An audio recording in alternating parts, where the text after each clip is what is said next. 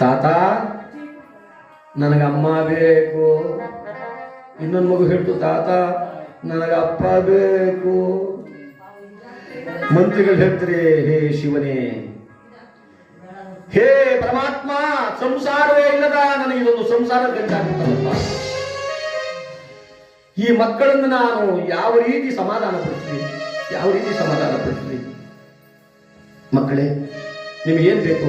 ತಿಂಡಿ ಬೇಕೆ? ಉಡಿಗೆ ಬೇಕೆ? ತೊಡಿಗೆ ಬೇಕೆ? ಹೇಳಿ, ನಾನು ಕೊಡಿಸ್ತೀನಿ.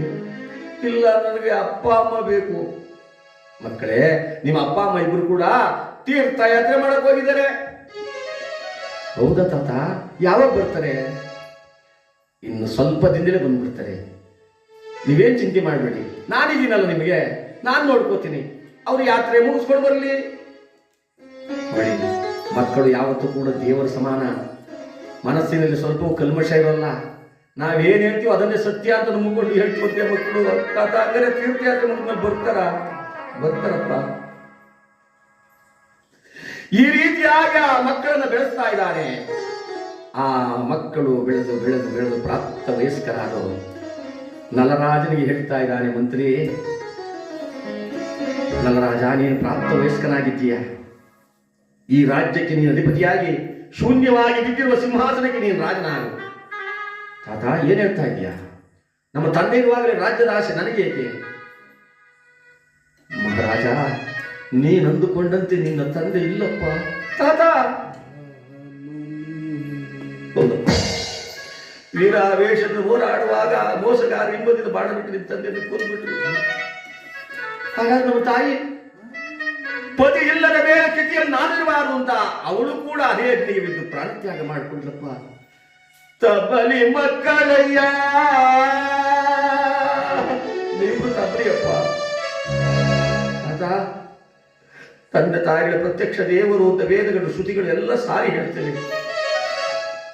ಇಂತಹದ್ದಲ್ಲಿ ಅಂತಹ ದೇವರುಗಳ ಸೇವೆ ಮಾಡುವ ಭಾಗ್ಯವನ್ನು ಆ ಭಗವಂತ ನಮ್ಮ ಕೈಯಿಂದ ಕಿತ್ಕೊಂಡ್ಬಿಡ್ತೇವೆ. ನಾವೇನ್ ಪಾಪ ಮಾಡಿದ್ದು, ಯಾರಿಗೇನು ಅನ್ಯಾಯ ಸಿಗಿತ್ತು?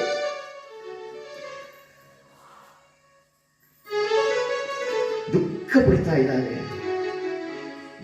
ಇದ್ದಾರೆ. ಎಷ್ಟು ಹತ್ತರೂ ಸತ್ತವರು ಎದ್ದು ಬರೋದಿಲ್ಲ ಮಹಾರಾಜ. ಏಳು ಪಟ್ಟಾಭಿಷೇಕಕ್ಕೆ ಸಿದ್ಧನಾಗುವಾಗ ತಾತ ನನ್ನದೊಂದು ಮಾತು ಹೇಳಪ್ಪ. ಈ ಮಾತ ಹೇಳದಿರೋ ನನ್ನ ತಂಗಿಗೆ ಯಾಕಪ್ಪ? ನನ್ನಷ್ಟು ಧೈರ್ಯ ನನ್ನ ತಂಗಿಗಿಲ್ಲ ತಾತ. ಅರಮನೆಯಲ್ಲಿ ಅರಗಿಣಿಯಂತೆ ಬೆಳೆದ್ಬಿಟ್ಲು.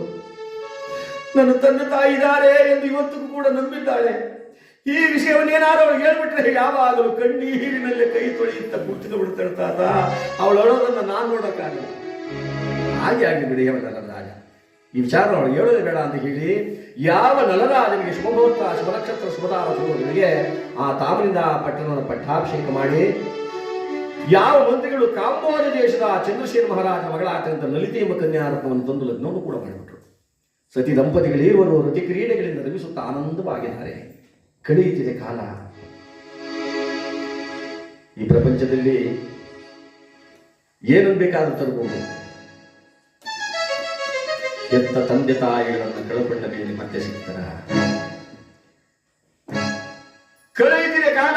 ಕಾಲ ಕಳೆದ ಹಾಗೆ ಕಾಶಿ ಪಟ್ಟಣದ ಅರಸನಾಗ್ತಕ್ಕಂಥ ವಿಜಯೇಂದ್ರ ಭೂಪ ಎಂಬಾತ ತನಗೆ ಯೋಗ್ಯಳಾದ ಅನುರೂಪಳಾದ ಕನ್ನಿಕೆ ಸಿಗದೇ ಇರುವಾಗ ದೇಶವನ್ನೆಲ್ಲ ಹುಡುಕಾಡಿಕೊಂಡು ಈ ತಾಮನಿಂದ ಪಟ್ಟಣದ ಕಡೆ ಬರ್ತಾ ಇದ್ದಾರೆ.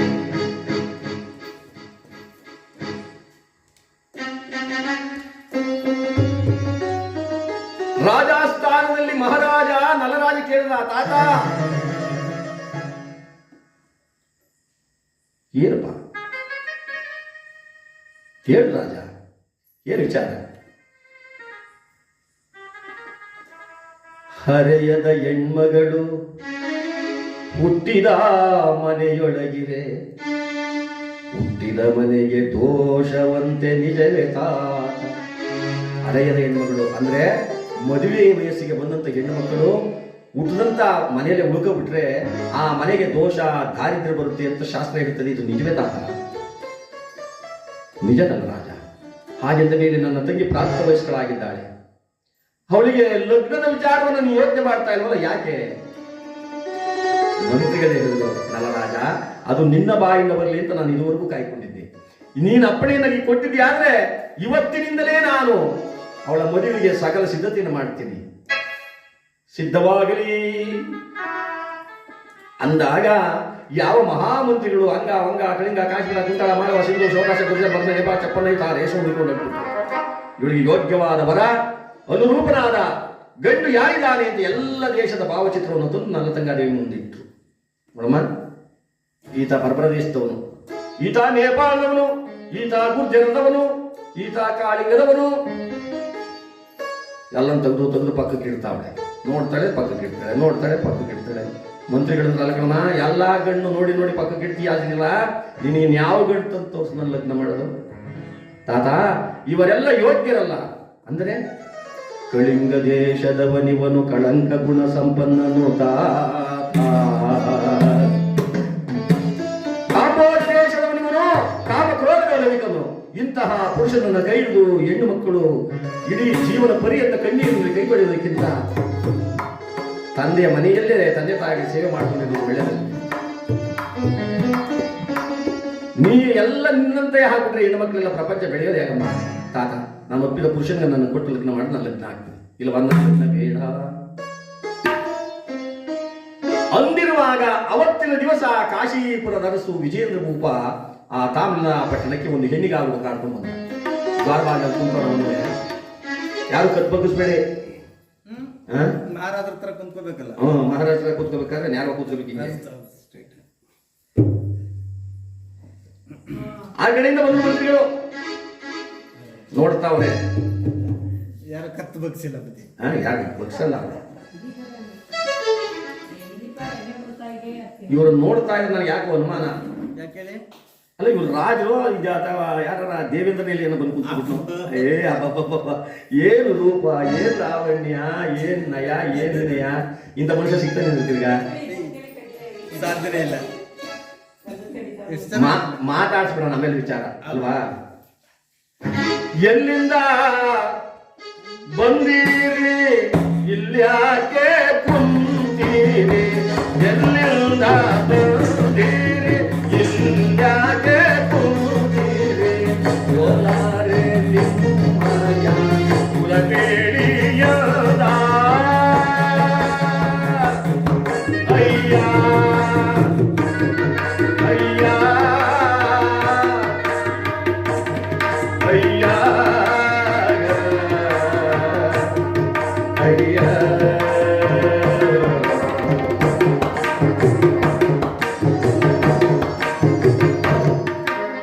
ಸ್ವಾಮಿ, ತಾವೆಲ್ಲಿಂದ ಬಂದ್ರಿ? ಕುಳಿತಲು ಕಾರಣವೇನು? ತಮ್ಮ ದೇಶವೇ ಯಾವುದು?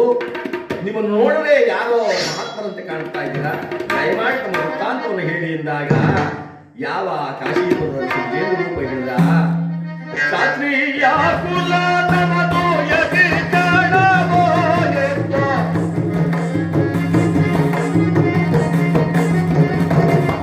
ಅಯ್ಯ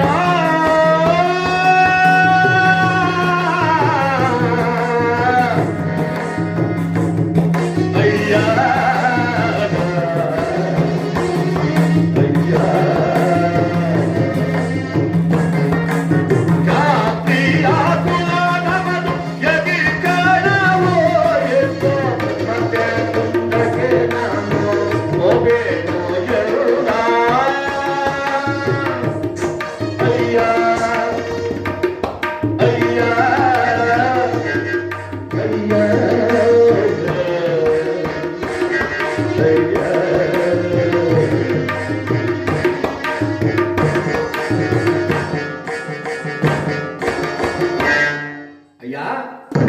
ಕ್ಷತ್ರಿಯ ಕುಲವು ನಾವು ಓರ್ವ ಕನ್ನಿಕೆಗಾಗಿ ಎಲ್ಲಾ ದೇಶ ಸುತ್ತಾಡ್ಕೊಂಡು ಮುಂದೆ ನನಗೆ ಯೋಗ್ಯಳಾದ ಅನುರೂಪಳಾದ ಕನ್ನಿಕೆ ಸಿಗದ ಇರುವಾಗ ಈ ನಿಮ್ಮ ಪಟ್ಟಣಕ್ಕೆ ಬಂದು ಕುಂತಿದ್ದೀನಿ.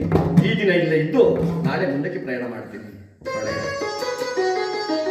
ಮನುಷ್ಯನ ಕೂಡ ಮಾತನಾಡುವಲ್ಲೇ ಗೊತ್ತಾಗ್ಬಿಡ್ತು. ಏನು ನಯ, ಏನು ವಿನಯ, ಏನು ಗಾಂಭೀರ್ಯ, ಏನು ದೃಢತೆ. ಇವನು ಸಾಮಾನ್ಯದವನಲ್ಲ. ನಮ್ಮ ನಲ್ಲತಂಗಾದಿಗೆ ಯಾಕೆ ನಾವು ಕೊಟ್ಲಗ್ನ ಮಾಡಬಾರ್ದು? ಸ್ವಾಮಿ, ನೀವು ಒಪ್ಪೂಡ ನಿಮ್ಮನ್ನ ನಾನು ಅರಮನೆಗೆ ಸ್ವಾಗತಿಸ್ತಾ ಇದ್ದೀನಿ. ಅದಕ್ಕೇನಂತೆ ಧಾರಾಳ ಗೊತ್ತಿಲ್ಲ. ಅರಮನೆಗೆ ಕರೆ ತಂದ ತುಂಬಿದ ರಾಜಸಭೆ. ಆ ರಾಜಸಭೆಯಲ್ಲಿ ಮಹಾರಾಜನನ್ನು ಕುಳ್ಳಿರಿಸಿದ ಮಂತ್ರಿಗಳು. ಯಾರ ಮೇಲೆ? ಏನ್ ಸ್ವಾಮಿ ಅಂತ 4-5 ಜನ ಸಖಿಯರು ಬಂದರು. ನಲ್ಲಾಟಂಗಾದೇವಿಯನ್ನು ಸಭೆಗೆ ಬರಮಾಡಿ ಅಲಂಕಾರ ಭೂಷಿತಳಾಗಿ ಮಹಾತಾಯಿ ನಲ್ಲತಂಗ ಹರೆಯದ ಹೆಣ್ಮಗಳು ಹಣೆ ತುಂಬ ಅರಿಶಿನ ಕುಂಕುಮ, ಮುಡಿ ತುಂಬ ಮಲ್ಲಿಗೆ ಹೂವು, ಮೈ ತುಂಬ ಸೆರಗನ್ನು ಹೊತ್ತುಕೊಂಡು ಹಂಸೆಯಂತೆ ನಡೆಯುತ್ತ ಬಂದಳು. ಯಾವ ರೀತಿ ಬಂದು? ಅದಕ್ಕೋಸ್ಕರ ಹೆಣ್ಮಕ್ಳಿಗೆ ಹೇಳ್ತಾರೆ ಹಂಸಗಮನೆ. ಅವರ ನಡೆಗೆ ಹೇಳ್ತಾರೆ ಹಂಸೆ. ಹಂಸೆ ಯಾವ ರೀತಿ ಬರ್ತದೋ ಆ ರೀತಿಯಂತೆ ಹೆಣ್ಮಕ್ಳು ನಡೆಯೋದು.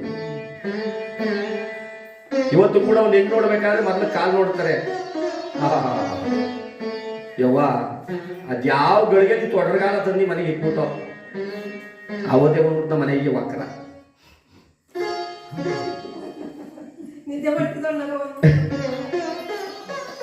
ನೀನ್ ಹೋಗಿಲ್ಲ ಹೆಣ್ಣು ನೋಡಕ್ಕೆ? ಅಯ್ಯೋ ನಾನು ಹೋಗಿದೆ ಕಣಪ್ಪ. ಅದೆಂತ ಉದ್ದುದ್ಕಿರೋದ ಇಟ್ಕೊಂಡಿದ್ಲು, ಎಲ್ಲಿ ಕಾಲನೇ ನೋಡ್ಲಿಲ್ಲ ಅಲ್ಲ ಅವಳು. ಉದ್ದುದ್ಕಿರೋದ ನೈಟಿ ಬೇಡ. ನೈಟಿ ಈಗ ಏನಿಲ್ಲ, ಮ್ಯಾಲಿಂದ ಇಟ್ಟು ಕೆಳಗಂಟ ಒಂದೇ. ಏಕ್ಲಂಗನ. ಅವಾಗೆಲ್ಲ ಹಳ್ಳಿಲಿ ಅವೇನಾರು ಇಟ್ಕೊಂಡ್ಬಿಟ್ರೆ ನಾಯಿ ಬೊಗಳ ಶುಭ ಮಾಡ್ಬಾರ್ದು. ಸನ್ಯಾಸಿಗಳು ಏನೋ ಬಂತು ದೆವ್ವ ಅಂತ. ಈಗ ಎಲ್ಲ 15 ಶುರುವಾಗಲ್ಲ, ಯಾವ ನಾಯಿನೂ ಬೊಗಳಲ್ಲ ನೋಡ. ಅವ್ರು ಗೊತ್ತಾಗ್ಬಿಟ್ಟು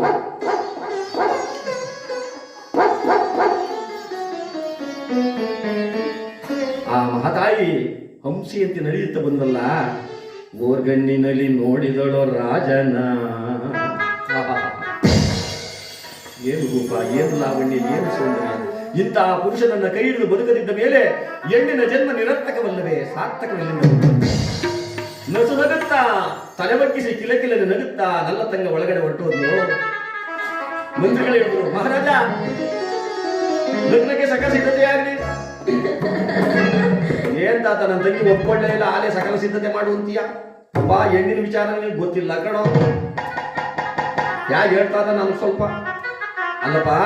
ಯಾವ ಪುರುಷನನ್ನು ನೋಡಿದ ತಕ್ಷಣ ಯಾವ ಹೆಣ್ಣು ಕಿಲಕಿಲನೆ ನಗುತ್ತಾ ಕೆನ್ನೆ ಕೆಂಪಾಗುತ್ತೋ ಆಗ ಆ ಪುರುಷನ ನೋಡಿ ಅವಳಿಗೆ ಮನಸ್ಸಿಗೆ ಒಪ್ಕೊಂಡು ಅಂತ. ಯಾವ ಪುರುಷನನ್ನು ನೋಡಿ ಮೆಡ್ಗಂಡ್ ಬಿಟ್ಲೋ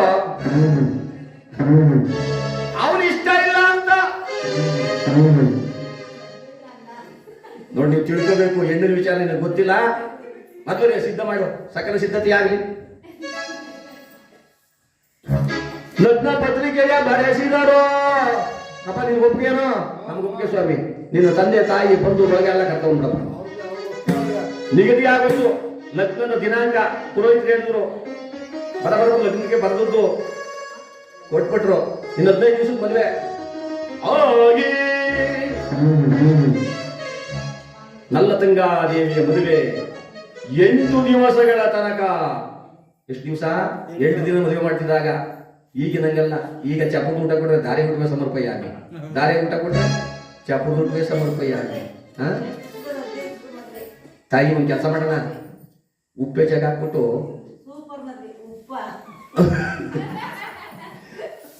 9 ಗಂಟೆಗೆ ದಾರಿ ಮಾಡಿಬಿಡೋಣ. ಯಾಕೆ? ಇತ್ತಾಗ ನಾಷ್ಟನೂ ಆಗ್ಬಿಡ್ದು, ಇತ್ತಾಗ ಊಟನೂ ಆಗ್ಬಿಡ್ದು. ತಿನ್ನೋದಿದ್ದರೆ ಓದೋರಿದ್ರೆ ಹೆಂಗೋ ಆತಾಗ ಆಗೋಲಿ. ಇನ್ನೇನ್ ಮಾಡ್ಕಾಯ್ತದೆ ಅಲ್ಲ. ಇಲ್ಲಾರು ಮಾಡಲ್ಲ, ಇದೆಲ್ಲ ಒಳ್ಳೆ ಜನ ಪಾಪ. 9 ಗಂಟೆಗೆ ದಾರಿ ಮಾಡಿಬಿಟ್ರೆ ಇದಾಗ ನಾಷ್ಟನ ಮಾಡಂಗಿಲ್ಲ, ಆತಾಗ ಊಟ ಹಿಂಗಿಲ್ಲ. ಆದ್ರೆ ಆ ನಲ್ಲತಂಗ ದೇವಿ ಮದುವೆ ಮಾಡ್ಬೇಕಾದ್ರೆ 1 ಯೋಜನದಗಳ ಚಪ್ರ ಹಾಕ್ಸಿದ್ದಾನೆ ನಲ್ಲರಾಜ ಅರಮನೆ ಮುಂಭಾಗದಲ್ಲಿ. ಎಷ್ಟೋ? 1 ಯೋಜನದಗಳ ಸಾಲಾಗಿ ಒಲೆಗಳನ್ನು ಹಾಕ್ಸಿದ್ದಾನೆ. ಒಲೆಗಳ ಮೇಲೆ ಸಾಲಾಗಿ ಅಂಡೆಗಳನ್ನು ಇರಿಸಿದ್ದಾನೆ. ಬಗೆ ಬಗೆಯಾದ ಊಟ ತಯಾರಾಗ್ತಾ ಇದೆ. ಆ ಕಡೆಯಿಂದ ರಾಜಾದಿ ರಾಜರೆಲ್ಲ ಬಂದು ಬಿಡಾರನ್ನು ತೆಗಿತಾ ಇದ್ದಾರೆ. ಬ್ರಾಹ್ಮಣೋತ್ತಮರು, ನಾರಿ ಮುತ್ತೈದರು, ಕಳಸ ಕನ್ನಡಿಗಳು, ಇಂತಹ ಪುಣ್ಯಾತ್ಮರು, ವಾದ್ಯ ಗುಂಡದವರು ಎಲ್ಲಾ ಬಂದು ಸೇರಿಬಿಟ್ರು. ಆನಂದವೇ ಆನಂದ. ಆ ತಾನಂದ ಪಟ್ಟಣದಲ್ಲಿ ವೈಭವವೇ ವೈಭವ. ಏನು ಸಂತೋಷವಾಗಿದೆ. ಬ್ರಾಹ್ಮಣೋತ್ತಮರು ಹೇಳಿದ್ರು, ಅಯ್ಯ ವಧು ಈ ಕಡೆ ಬರಲಿ, ವರ ಈ ಕಡೆ ನಿಲ್ಲಲಿ. ಎಲ್ಲ ಸಿದ್ಧವಾಗಿದೆ ಸ್ವಾಮಿ. ಕರ್ಕೊಂಡ್ರಿ ಮತ್ತೆ ಎಲ್ಲಿ ಸೋದರ ಭಾವನ್ ಕರೀರಿ. ಮೊದಲು ಏನು ಕರ್ಕ ಬರ್ಲಿ? ಯವ ಸೋದರ ಭಾವನು ನಿಂತವ್ರೆ. ಬಾಯಿಗೆ ಬಾಳೆಹಣ್ಣು ತುಳಿಕೊಂಡು ಏನೇನು ಬರೀತಾರಲ್ಲ ಅವನಿಗೆ ಮದುವೆ ಮನೆಯಲ್ಲಿ ಏನು ಅನುಭವ ಇದ್ದಾಗ ಏನ್ ಸಂಪ್ರದಾಯಗಳು ಹೋದ್ರು ಅವನೇ ಆಗ್ಬೇಕಾಗಿತ್ತು. ಅವ್ರಿಗೆ ಬೆಟ್ಟವನ್ನು ಮುಚ್ಚಿಕೊಂಡು ಆ ಹೆಣ್ಣು ನಾವು ಕರೆದು ಬರ್ತಾ ಇದ್ದಾರೆ. ಮದುವೆಯ ಸಂಭ್ರಮ, ವೈಭವ, ಆನಂದ, ಏನು ಆ ವೈಭವ ನೋಡೋದಕ್ಕೆ ಎರಡು ಕಣ್ಣು ಸಾಲ್ತಾ ಇಲ್ಲ. ಬ್ರಾಹ್ಮಣೋತ್ತಮರು ಹೇಳಿದ್ರು, ಎಲ್ಲಯ್ಯ ವೇಳೆ ಆಗ್ಬೇಕಲ್ಲಯ್ಯ, ದಾರ ಮುಹೂರ್ತ ವೇಳೆ ಆಯ್ತು, ಬರ್ಲಿ ಬರ್ಲಿ ಗಂಡು ಬರ್ಲಿ ಗಂಡು ಬರ್ಲಿ ಗಂಡು ಬರ್ಲಿ ಗಂಡು ಬರ್ಲಿ ಗಂಡು ಬರ್ಲಿ ಗಂಡು ಬರ್ಲಿ ಗಂಡು ಬರ್ಲಿ ಗಂಡು ಬರ್ಲಿ ಯಾಕಿದೆ ತಗೊಳ್ಳೆ ಮಾಂಗಲ್ಯಂ ತಂದು ನಾನೇ ನಾನು ಜೀವನಾಗೆ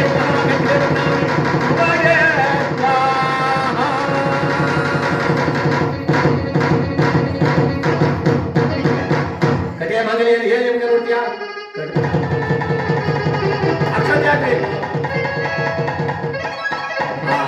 ಹಸೆಮಣ್ಣ ಮೇಲೆ ನಲ್ಲತಂಗ ವಿಜಯೇಂದ್ರ ಭೂಪ ಇವರು ಕುಳಿತಿದ್ದಾರೆ.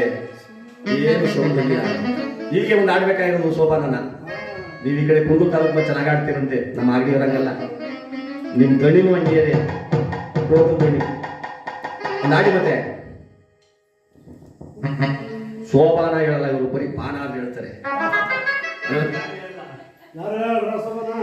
ಅಪಿ ಬಂಧನ ಮಾಡಿ ಇವ್ರನ್ನ ಸೋಪಾನ ಹೇಳಕ್ ನಿಲ್ಸಿದ್ರುವೆ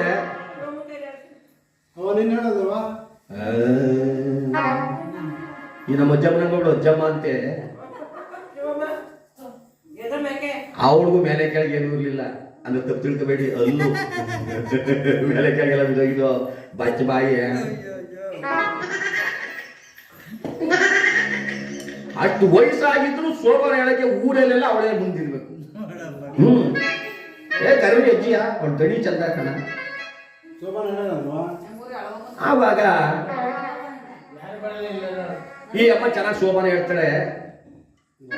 ನಮ್ಮ ಹುಡುಗಿನೂ ಜೊತೆಲಿ ಕಳಿಸೋಣ ಅಂದ್ಬಿಟ್ಟು ಆಗಿನ ಕಾಲದಲ್ಲಿ ಲೆಕ್ಕದಲ್ಲಿ ಹೆಣ್ಮಕ್ಳು ಮನೇಲಿ 5, 6, 7, 8 ಪುರುಷೋತ್ತೀರ ಇಲ್ಲೋ ಕಿರುವ ಏನೋ ಅವ್ರಿಗೆ.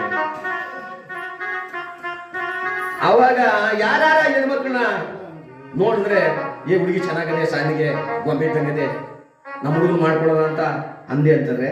ಮಧ್ಯದಲ್ಲಿ ಇಂಥವ್ರು ಇರ್ತಾರಲ್ಲಪ್ಪ ನಮ್ಮ ಮೇಷಂತರು ನಮ್ಮ ಅಲ್ವಾ ಅಂದ್ಬಿಟ್ಟು ಸೋಪಾನ ಹೇಳಕ್ಕೂ ಅಜ್ಜಿ ಜೊತೆಲಿ ಹೆಣ್ಮಕ್ಳು ಕಳಿಸೋದಂತೆ ಕಲ್ತ್ಕೊಳ್ಳಿ.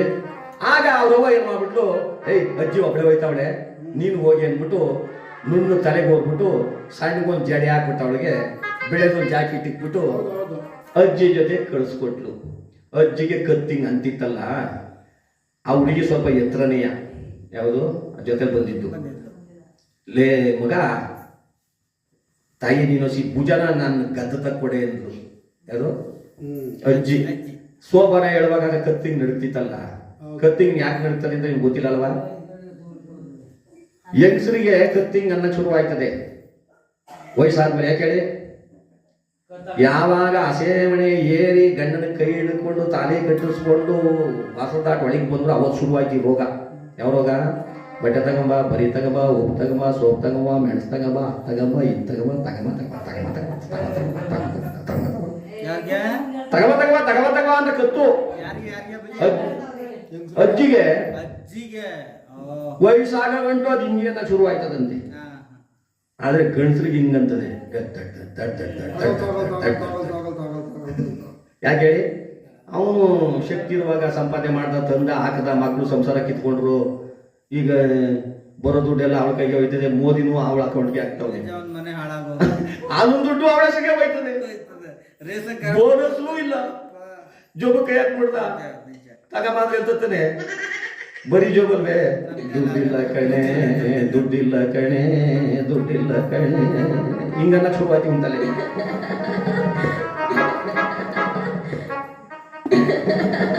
ಹಂಗೆ ಒಜ್ಜಿಗೆ ಕತ್ ನಡ್ತಿತ್ತಲ್ಲ, ಈ ಹುಡುಗಿಗೆ ಎಳ್ಕೊಂಡು ಗದ್ದ ಮಾಡಿಬಿಟ್ಲು ಭುಜದ ಮೇಲೆ. ಅಜ್ಜಿ ಸೋಬಾನ ಶುರು ಮಾಡಿದ್ರು.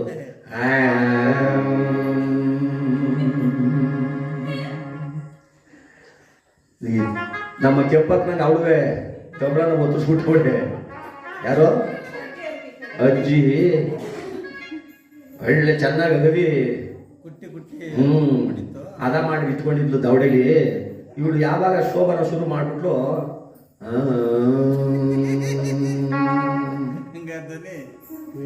ತೊಟ್ಟಿ ತೊಟ್ಟಿ ತೊಟ್ಟಿ. ಇಲ್ಲ ಶುರುವಾಯ್ತಿದು ಏನೋ ಜಲ್ಲು ಕಾವಲೆ ಕಾವಲೆ ಕಲ್ಯಾಣಿ ಕಾರುಣ್ಯ ಕಲ್ಯಾಣವೇ ಸೀತೆ ಅಂದಲ್ಲ. ಈ ಜೊಲ್ಲು ಇನ್ನೂ ದಪ್ಪ ಆಯ್ತಿಲ್ಲ. ದಪ್ಪ ಆಗೋದು ಅವಳಿಗೆ ಬಿಳೆ ಜಾಕೆಟ್ ಇಕ್ಕಿತ್ತಲ್ಲ, ಮಾರಮ್ಮನ ಪಟ್ಟೆ ಹೊಡೆದಂಗೆ ಏನ್ ಒಯ್ತಾದೆ. ಎಲ್ಲರೂ ನೋಡಿ ನಗ್ತಾವ್ರೆ. ಏನಂತ ನೀನ್ ಮನೆ ಹಾಳಾಗ ಸೋಬಾನ್ ಕೊಟ್ಟು ಬೆಂಕಿ ಹಾಕ, ಹುಡುಗಿ ಜಾಕೆಟ್ ಹೋಯ್ತಲ್ಲೇ. ಅಜ್ಜಿ ಹಂಗ ಅನ್ಕೊಳ್ಳಿಲ್ಲ, ನಾನು ಸೋಬಾನ ಕೇಳಿ ಇನ್ನೂ ಜನ ನಗ್ತಾವ್ರೆ ಅಂತ ಅವಳು ಇನ್ನೂ ಶುರು ಮಾಡ್ಲಂತೆ. ಕಲ್ಯಾಣೆ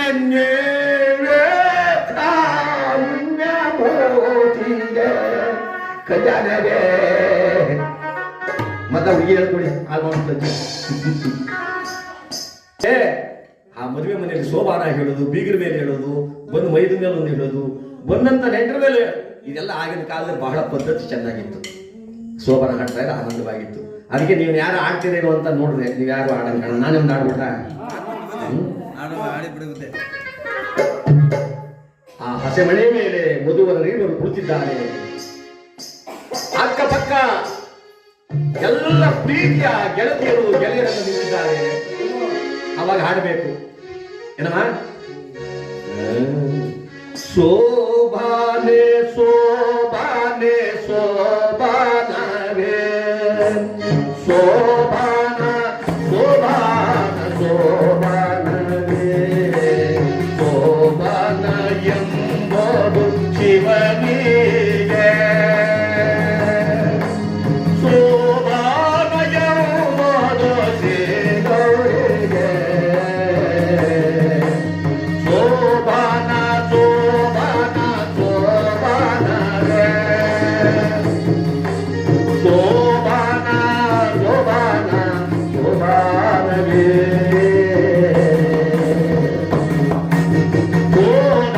ಶೋಭಾರಾಮಯ್ಯ ಕರದಂದಿರಯ್ಯ ಶೋಭಾರಾಮಯ್ಯ ಕರದಂದಿರಯ್ಯ ದಾರೆಗೆ ಒಂದು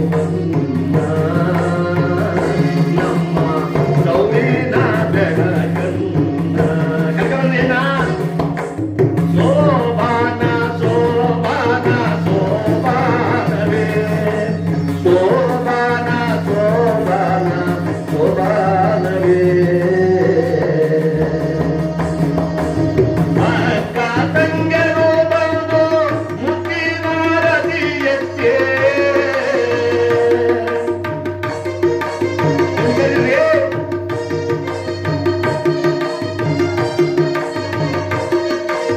ಅಕ್ಕ ತಂಗಿಯರು ಬಂದು ಮುತ್ತಿನ ರತಿಯಕ್ಕೆ ಕರೆಯಿರೆ ವರನನ್ನು ಮಂಟಪಕ್ಕೆ ಕರೆಯಿರೆ ವರನನ್ನು ಮಂಟಪಕ್ಕೆ ಶೋಭಾನ ಶೋಭಾನ ಶೋಭಾನವೇ ಶೋಭಾನ ಶೋಭಾನ ಶೋಭಾನವೇ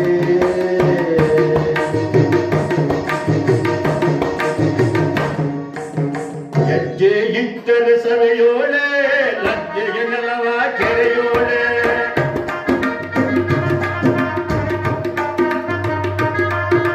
ಹೆಜ್ಜೆ ಇಟ್ಟರೆ ಸವೆಯೋಳೆ ಲಜ್ಜೆಗೆ ನೆಲವ ಕೆರೆಯೋಳೆ ನಿನ್ನಯ ಗಂಡನ ಹೆಸರೇಳೆ ನಿನ್ನಯ ಗಂಡನ ಹೆಸರೇಳೆ. ಹೇಳ್ಬೇಡ ಹಾಕಬೇಡ. ಆದ್ರೆ ಈಗಿನ ಕಾಲದಾಗಿರೋ ಜನ ನೀಡುವರು. ಆಗಿನ ಕಾಲದಲ್ಲಿ ಮೂರು ಮಕ್ಕಳಾದ್ರೂ ಮಾತಾಡಕ್ಕೆ ಇಲ್ಲ. ಇನ್ನು ಹಸೆ ಮನೆ ಮೇಲೆ ಇದ್ದಾಗ ಹೇಳೋರು ಹೇಳ್ತಾರ ಹೋಗಕ್ಕೆ ಕದ್ದು ಎಂದಿರ ನೋಡೋನೆ ಮುತ್ತು ಮುಖಕ್ಕೆ ನಾಚೋನೆ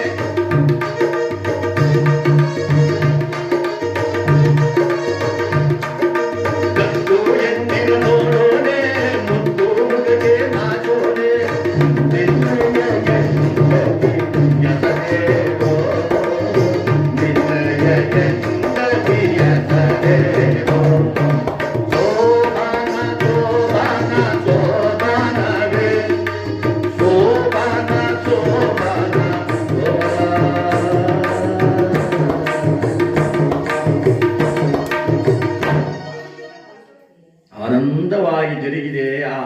ಮದುವೆಯ ಸಂಭ್ರಮ. ಊಟ ಮಾಡೋರು ಮಾಡ್ತಾ ಇದ್ದಾರೆ, ಹೋಗೋರು ಹೋಗ್ತಾ ಇದ್ದಾರೆ, ದಾನ ಮುಹೂರ್ತ ಆದ ಮೇಲೆ ಉಡುಗೊರೆ ಕೊಡೋರು ಕೊಡ್ತಾ ಇದ್ದಾರೆ, ಬ್ರಾಹ್ಮಣೋತ್ತಮರು ಹೊರಲಾರದಷ್ಟು ಬಂಗಾರ ನಗ ನಾಣ್ಯ ಹೊತ್ಕೊಂಡು ಹೋಗ್ತಾ ಇದ್ದಾರೆ, ದಾನ ಧರ್ಮವು ನಡೀತಾ ಇದೆ. ಏನು ಆನಂದ, ಏನು ವೈಭವ, ಯಾವ ನಲರಾಜನಿಗೆ ಎಲ್ಲಿಲ್ಲದ ಆನಂದ. ಆ ಕಡೆಯಿಂದ ಒಂದು ಸ್ವಲ್ಪ ಬರ್ತಾನಂತೆ, ಆ ಹಸಿಮೆಯ ಮೇಲೆ ಕುಂತಿರ್ತಕ್ಕಂಥ ಹೆಣ್ಣು ಗಂಡು ನೋಡ್ಬಿಟ್ಟು ಆ ಮಂತ್ರಿಗೆ ಹೇಳ್ತಾನೆ, ತಾತ ಏನಪ್ಪ ನನ್ನ ತಂಗಿ ಎಷ್ಟು ಚೆನ್ನಾಗವಳು ನೋಡು, ಕಡೆ ನಿನ್ನ ತಂಗಿ ಬಹಳ ಚೆನ್ನಾಗವಳೆ. ಇನ್ನೊಂದ್ಸಲ ಆ ಕಡೆಯಿಂದ ಬರ್ತಾನೆ, ತಾತ ಏನಯ್ಯ ನನ್ನ ತಂಗಿ ಗಂಡ ಎಷ್ಟು ಚೆನ್ನಾಗವ್ ನೋಡು, ಹೌದೇ ಅವನು ಬಹಳ ಚೆನ್ನಾಗವನೆ. ಇನ್ನೊಂದ್ಸಲ ಬಂದ, ತಾತ ಈ ಮಂತ್ರಿಗೂ ಶಿಷ್ಯ ನನ್ನ ತಂಗಿ ಗಂಡ ಇಬ್ರು ಎಷ್ಟು ಚೆನ್ನಾಗವ, ಅವರೇ ಬಹಳ ಚೆನ್ನಾಗಿದೆ. ಕಾರಣ ಏನು ಅಂದ್ರೆ ಆ ತಂಗಿಯ ಮೇಲಿದ್ದ ಮಮತೆ, ಆ ಪ್ರೀತಿ. ತಂದೆ ತಾಯಿಗಳಿಲ್ಲದಿದ್ದರೂ ನಾನೊಬ್ಬ ಹಣ್ಣನಾಗಿ ತಂದೆ ತಾಯಿ ಇಬ್ಬರ ಸ್ಥಾನವನ್ನು ನಾನೇ ವಹಿಸಿಕೊಂಡು ನಿಂತು ನನ್ನ ತಂಗಿ ಮದುವೆ ಮಾಡ್ತಾ ಇದ್ದೀನಿ. ನನ್ನ ತಂಗಿ ಸುಖವಾಗಿ ಗಂಡನ ಮನೆಗೆ ಹೋಗಿ ಬಾಳಿದ ನನ್ನಷ್ಟೇ ಸಾಕು. ಯಾವ ಭಾಗ್ಯ ಬೇಡ ಎಂಬುದಾಗಿ ಯಾವ ನಲರಾಜ ಆ ಮದುವೆಯ ಸಂಭ್ರಮವನ್ನು ಆನಂದದಿಂದ ಮುಗಿಸಿದ್ದಾನೆ.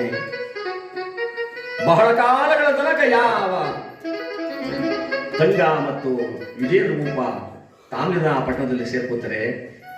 ಎಂದಾದರೂ ಒಂದು ದಿನ ಹೆಣ್ಣು ಗಂಡನ ಮನೆಯನ್ನು ಸೇರಲೇಬೇಕಲ್ವೇ? ಗಂಡನ ಮನೆಗೆ ಹೋಗುವ ಕಾಲ ಬಂತೋ,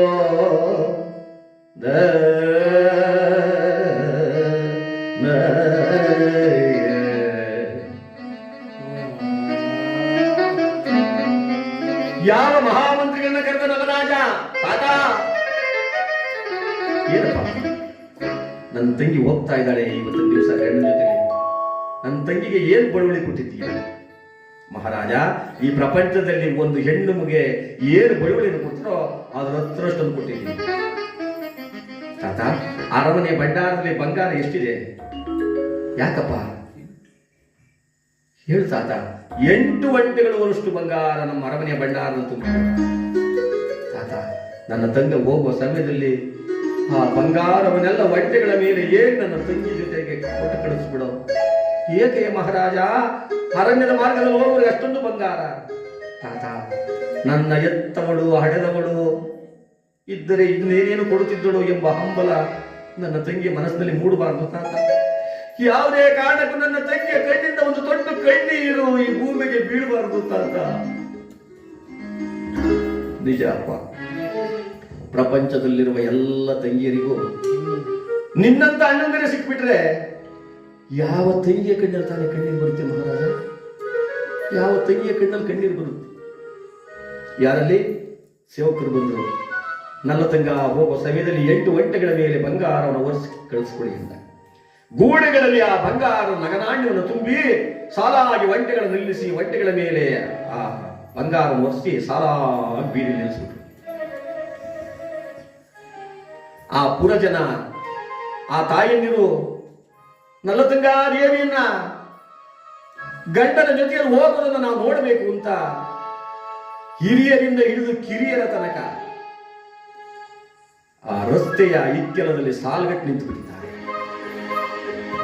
ಈ ಕಡೆ ಒಂದು ಸಾಲು ನಿಂತಿದೆ, ಆ ಕಡೆ ಒಂದು ಸಾಲು ನಿಂತಿದೆ. ಯಾವ ವಿಜೇಂದ್ರ ಭೂಪ ರಥವನ್ನು ಸಿದ್ಧ ಮಾಡಿಕೊಂಡು ತಾನು ಹೊರಡಲು ಸಿದ್ಧನಾಗಿ ನಿಂತಿದ್ದಾನೆ. ನಲರಾಜ ಒಂದು ಕಡೆ ನಿಂತಿದ್ದರೆ ಯಾವ ನಲ್ಲತಂಗ ಅಲಂಕಾರ ಭೂಷಿತರಾಗಿ ಅರಮನೆಯಿಂದ ಬೆಟ್ಟೀಟಿಗೆ ಬಂದು ಜಲಧಾರಿ ಸೀರೆ, ಪೈಟಾಣಿ, ಕುಪ್ಪಸ, ಕಡಗ, ಕಾಲಂದಿಗೆ, ವಜ್ರದ ಡಾಬು ಎಲ್ಲ ಒಡವೆಗಳನ್ನು ಧರಿಸಿದ್ದಾಳೆ. ಮಹಾಲಕ್ಷ್ಮಿಯಂತೆ ಕಣ್ಣೆ ಕೋರೈಸುವಂತೆ ತಳತಳಿಸುತ್ತಿದ್ದಾಳೆ ಹಾ ಮಹಾತಾಯಿ ನಲ್ಲತಂಗ. ಅಣ್ಣನ ಬಳಿಗೆ ಬಂದಂತವಳಾಗಿ 2 ಕೈಗಳನ್ನು ಮುಗಿತಾ ಇದ್ದಾಳೆ. ಅಣ್ಣ ಬಗುವೆ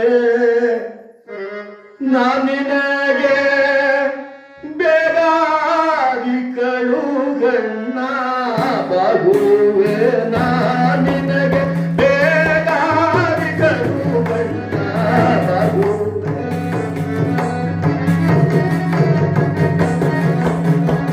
ಇಂದಿನ ದಯ ನಿನ್ನ ತಂಗಿಯದೇಲಿತ್ತು.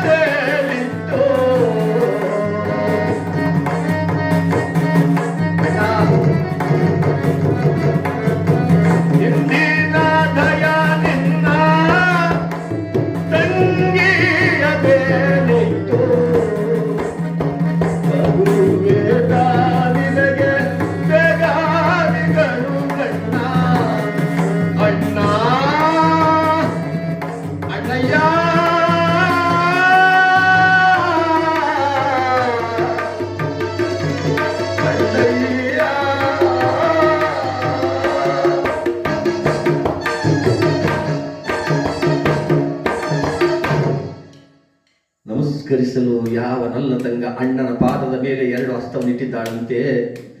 ಹಸ್ತವನ್ನ ಇಟ್ಟರೆ ಆ ಹಸ್ತದ ಮೇಲೆ 2 ಕಣ್ಣೀರನಿ ತೊಟ್ಟು ಬಿದ್ದೋದು.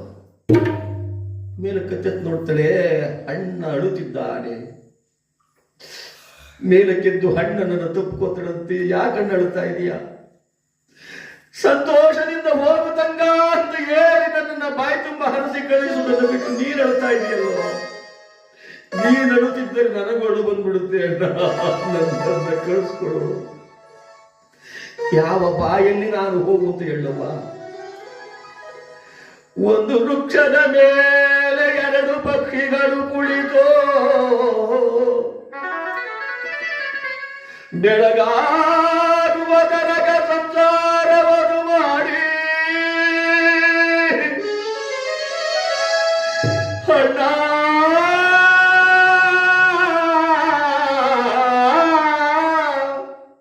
ಬೆಳಗಾದ ಮೇಲೆ ಒಂದೊಂದು ಪಕ್ಷಿ ಒಂದೊಂದು ದಿಕ್ಕ ಸೇರಿದಂತಾಯ್ತಲ್ಲೋ ನಮ ಬಾಳು.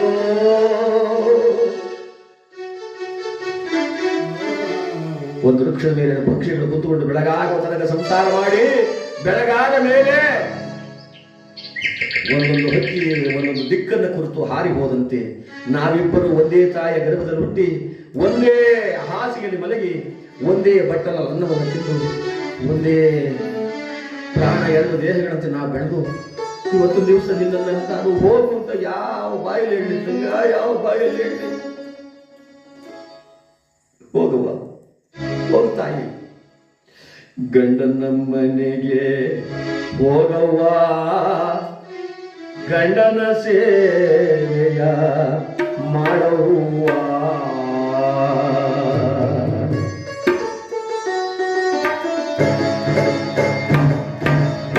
ಗಂಡನ ಮನೆಗೆ ಹೋಗವ್ವ, ನೀನು ಗಂಡನ ಸೇವೆಯ ಮಾಡವ್ವ.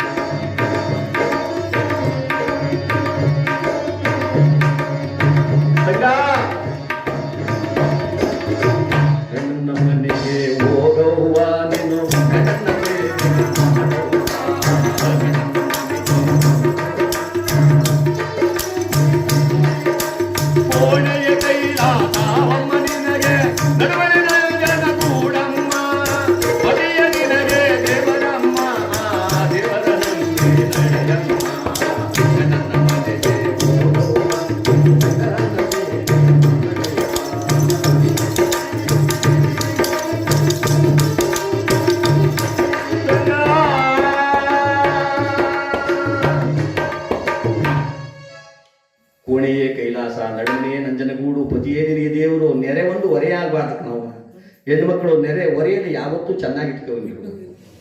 ಅಕ್ಕಪಕ್ಕದವರಿಗೆ ನಗುನಗುತ್ತಾ ಮಾತಾಡಬೇಕು. ಎಲ್ಲರಲ್ಲೂ ಸ್ನೇಹ ಬಾಂಧವ್ಯ ಇರಬೇಕು. ಮುಖ ಗಂಟಾಕಬಾರದು. ಹುಟ್ಟಿದ ಮನೆ ಕೀರ್ತಿ, ಪಾದ ಮೆಟ್ಟಿದ ಮನೆ ಕೀರ್ತಿ ಎರಡೂ ನಿನ್ನ ಕೈಲಿದೆ. ನೀನು ಹೋಗ್ಬಾ ತಾಯಿ, ಹೋಗುವ. ನಮ್ಮನ್ನ ಚಿಕ್ಕನಿಂದ ತಿಕ ತೊಳೆದು ಮುಖ ತೊಳೆದು ಗೊಣ್ಣೆ ಒರೆಸಿ ಸಾಕಿ ಸಲಹಿದ ತಾತ ಮಹಾಮಂತ್ರಿಗಳು ಅದು ಅಲ್ಲಿ ನಿಂತಿದ್ದಾರೆ. ಅವ್ರ ಪಾದಕ್ಕೊಂದ್ಸಲ ನಮಸ್ಕಾರ ಮಾಡ್ಕೊಂಡು ಹೋಗುವ. ನೀನು ಯಾವನಲ್ಲ ತಂಗ ಓಡೋಡಿ ಬಂದು ಮಹಾಮಂತ್ರಿಗಳ ಪಾದ